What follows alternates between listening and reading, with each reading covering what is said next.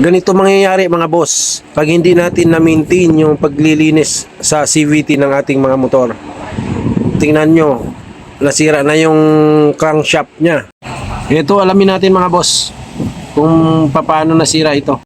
Alam nyo mga boss, kadalasan nasisira yung spline ng sigunyal kapag lumuluwag yung nut dito sa may pulley sa crankshaft nut. Ito iba, hindi siya lumuwag yung nut at matino yung thread ng nut sa crankshaft. Nasira ito mga boss dahil dito sa back plate. Ito lumusot na yung collar bushing nya dun sa crankcase.